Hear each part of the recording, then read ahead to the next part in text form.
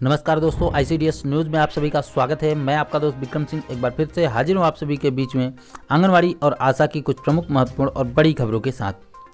दोस्तों, आज की इस वीडियो में हम आपको दो बहुत ही बड़ी प्रमुख खबरें दिखाने जा रहे हैं, या फिर कह सकते हैं आपकी दो खुशखबरी देने वाले हैं। एक आंगनवाड़ी की पेंशन व्यवस्था को लेकर, दूसरी उनके स्थायीकरण को लेकर। स्थायीकरण वाली खबर जो है वो आंगनवाड़ी और आशा दोनों के लिए ही खास है, अच्छी खबर है। साथ ही कुछ और भी महत्वपूर्ण वीडियो क्लिप वगैरह हैं, कुछ महत्वपूर्ण सूचना वगैरह है। तो सभी खबरें, सभी महत्वपूर्ण सूचनाएं आपके लिए काफ़ी ज़्यादा इंपॉर्टेंट है। तो सभी बहनें वीडियो को बहुत ध्यान से पूरा देखें और अभी से वीडियो को लाइक कर दे, सभी दोस्तों में शेयर कर दे और इसी प्रकार की महत्वपूर्ण खबरों को पाने के लिए हमारे चैनल को सब्सक्राइब जरूर कर लें। पहली खबर हम पेंशन व्यवस्था को लेकर देने वाले हैं। इसे हम खुशखबरी भी समझ सकते हैं, एक अच्छी खबर भी कह सकते हैं। आइए इस संबंध में आपको एक आदेश दिखाते हैं, लेटर दिखाते हैं।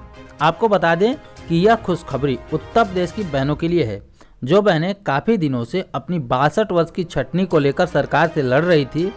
उनके लिए एक अच्छी खबर आ रही है। उनकी मांग थी कि रिटायरी के बाद उन्हें पेंशन वगैरह की व्यवस्था दी जाए, तो उनके लिए एक अच्छी खबर निकल के आ रही है कि यह लेटर देखिए, कार्यालय जिला कार्यक्रम अधिकारी यानी कि DPO महोदय के द्वारा सीतापुर जिले में जारी हुआ है, जो कि सभी CDPO के लिए लिखा गया है। जैसा कि आप सभी जानते हैं, अवगत है कि आंगनवाड़ी कार्यकर्ती सहायिका की नियुक्ति के संबंध में पूर्व में ही प्रचलित समस्त शासनादेशों को अवक्रमित करते हुए नवीन शासनादेश जो जारी हुआ था 4 सितंबर 2012 को निर्गत किया गया था, जिसमें प्रावधान किया गया था कि आंगनवाड़ी कार्यकर्तियों एवं सहायिकाओं की उम्र जो 62 वर्ष पूर्ण कर चुकी हैं, उनके मानदेय आधारित जो सेवा है उसे स्वतः ही समाप्त कर दिया जाएगा। तो इसके लिए पुनः बाल विकास पुष्टाहार अनुभाग उत्तर प्रदेश शासन के पत्र दिनांक 22 जुलाई 2020 को जारी किया गया था, जिसमें भी 62 वर्ष की आयु पूर्ण कर चुकी आंगनवाड़ी कार्यकर्तियों एवं सहायिकाओं की मानदेय आधारित सेवाएं समाप्त करने के निर्देश प्रदान किए गए थे। यानी कि जो पहले आदेश जारी हुआ था 2012 में 4 सितंबर को, उसमें लिखा गया था कि 62 वर्ष की जो आंगनवाड़ी कार्यकर्ती हैं उनकी सेवा समाप्त कर दी जाएगी। उसी आदेश को मद्देनजर रखते हुए 22 जुलाई 2020 को फिर से एक आदेश जारी हुआ था, जिसमें भी यही बात बताई गई थी कि 62 वर्ष की आयु पूर्ण कर चुकी है आंगनवाड़ी कार्यकर्तियां और सहायिका, उनकी मानदेय आधारित सेवाएं जो मानदेय उनको मिलता है, यानी कि मानदेय उनका बंद हो जाएगा और उनकी सेवाएं समाप्त हो जाएंगी। इसके लिए निर्देश दिए गए थे।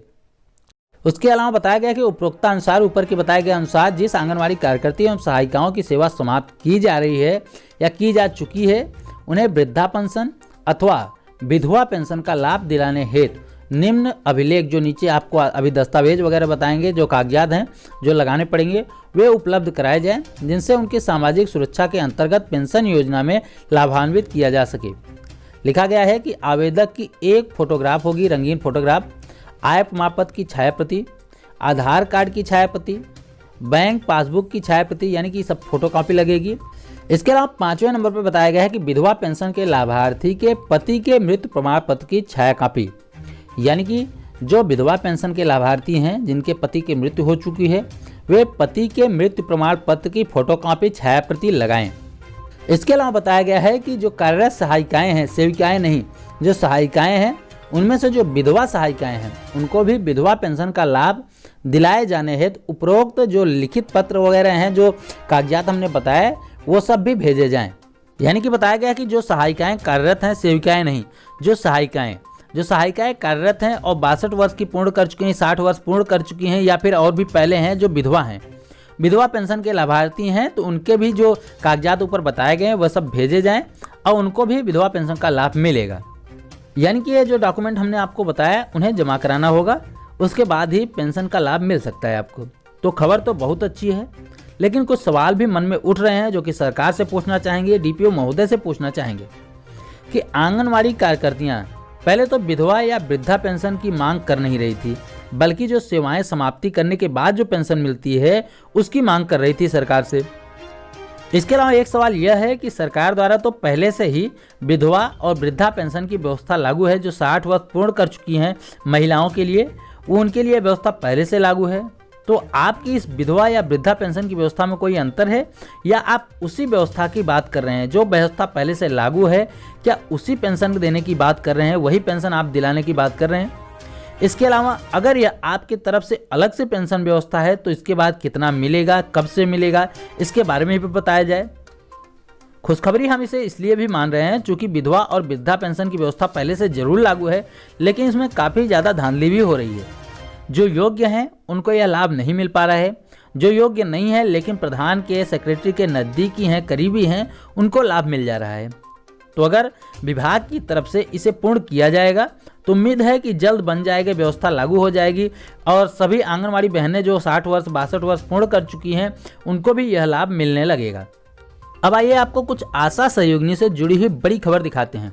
दरअसल काफ़ी लंबे समय से आशा कार्यकर्तियां राजस्थान में अपनी मांगों को लेकर कार्य बहिष्कार कर चुकी हैं और उसका नतीजा क्या हुआ है उसकी आप ये रिपोर्ट देखिए। ये आशा है 12 तारीख से सामूहिक अवकाश कर रही मिली है, उनकी कुछ मांगे हैं सरकार से और उसके कारण अभी जो मौसमी बीमारियों का सर्वे है, कोविड संबंधित सर्वे है, बाकी सारे और जो भी वैक्सीनेशन संबंधित काम होते हैं, काफ़ी काम प्रभावित हो रहे हैं। हालांकि हम लोग कोशिश कर रहे हैं कि वो प्रभावित ना हो, हमने सर्वे अपने हॉस्पिटल स्टाफ को भेज रहे हैं फील्ड में, ANM भी जाती है, लेकिन जो आशाओं के द्वारा कार्य सब किए जाते हैं वो प्रभावित हो गए हैं।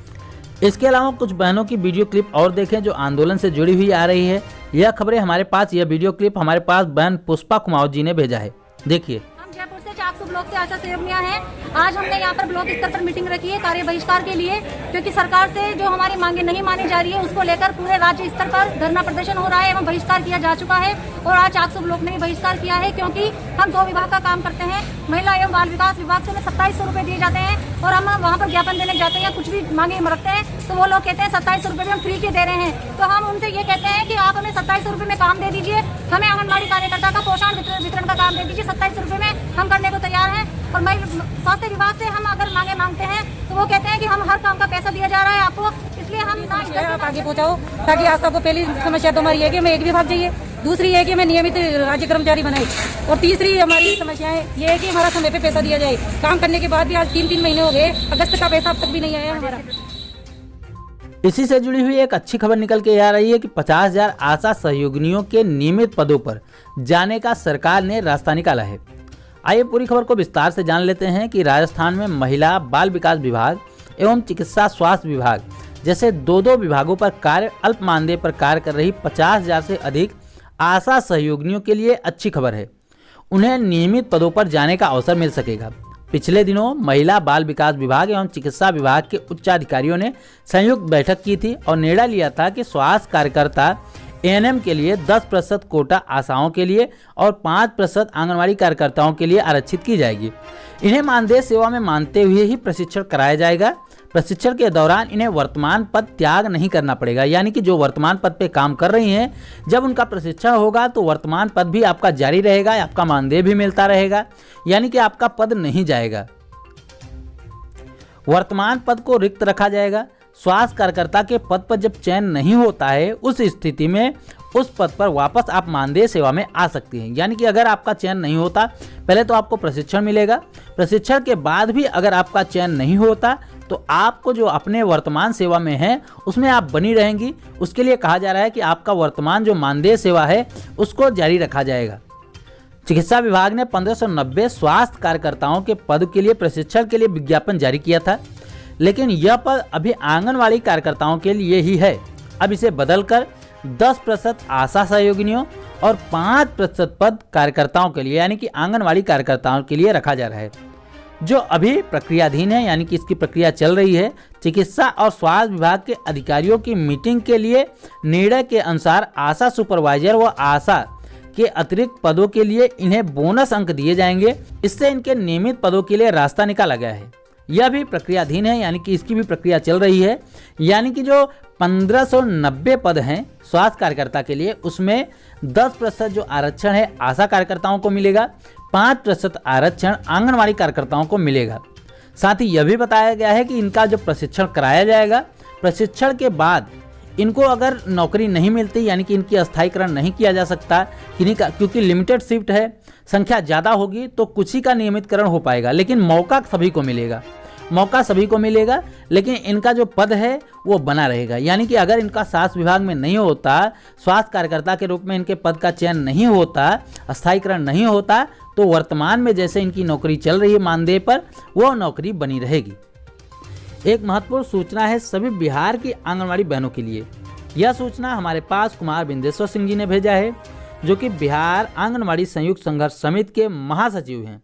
वे लिखते हैं, प्रिय बहनों, जैसा कि आप सभी के द्वारा संयुक्त संघर्ष समिति के तत्वाधान में विगत 54 दिन, 42 दिन और 26 दिन लगातार अनिश्चितकालीन हड़ताल करके तपती धूप एवं तरह तरह के परेशानियों से संघर्ष करते हुए हड़ताल को सफल किया, परंतु दुख की बात यह है कि अंधी बहरी सरकार के कानों तक जू नहीं रेंगी और सारी मेहनत बेकार हो गई। अंततः संयुक्त संघर्ष समिति के द्वारा फैसला लिया गया कि इस निकम्मी बहरी सरकार को कुर्सी से उतारने का शपथ लेते हुए हड़ताल वापस लिया जाए और पूरे बिहार की सेविका सहायिकाओं द्वारा शपथ यह ग्रहण किया गया है, अभियान चलाया जा रहा है, हड़ताल वापस लिया गया। बहनों, आज मौका है, हमें एकजुट होकर इस अंधी बहरी सरकार को कुर्सी से उतारने का काम करेंगे हम। यह सरकार सेविकाओं से ऑपरेटर का काम कराना चाहती है, डीबीटी और ओटीपी में उलझा कर रखना चाहती है। ये अंधी बहरी सरकार सेविका सहायिकाओं पर जुल्म करती है, बार बार इनके जो पदाधिकारी हैं चयन रद्द करने की धमकी भी देते हैं। कुर्सी कुमार के पदाधिकारी स्वतः नियम बनाते हैं और स्वतः ही तोड़ते भी हैं। 2012 में और 2018 में विभाग का यह आदेश जारी हुआ था कि आंगनवाड़ी सेविका सहायिकाओं से विभाग के अलावा और कोई भी काम नहीं लिया जाएगा। सुशासन बाबू के पदाधिकारी जबरन सेविका सहायिकाओं को विभाग के अलावा भी काम में लगाते रहते हैं। आने वाले दिनों में यह सरकार आती है तो इस विभाग को और ग्रहण लगेगा। अतः पूरे बिहार की सेविका सहायिकाओं एवं अभिभावकों से निवेदन है कि नया चेहरा, जिसके द्वारा अपने घोषणा पत्र में मानदेय बढ़ाने की बात कही गई है, यानी कि महागठबंधन, उस सरकार का चुनाव किया जाए। परिवर्तन ही संसार का नियम है। कुमार बिंदेश्वर सिंह जी। तो ये थी दोस्तों आज की कुछ प्रमुख, महत्वपूर्ण और बड़ी खबरें। उम्मीद करता हूँ कि सभी खबरें आपके काम की रही होंगी। वीडियो अगर पसंद आई हो तो लाइक कर दें, सभी दोस्तों में शेयर कर दें और आगे भी ऐसी महत्वपूर्ण खबरों को पाने के लिए हमारे चैनल को सब्सक्राइब जरूर कर लें। इस वीडियो में इतना ही, फिर मिलते हैं अपनी नई वीडियो में कुछ नई खबरों के साथ। तब तक के लिए नमस्कार, जय हिंद।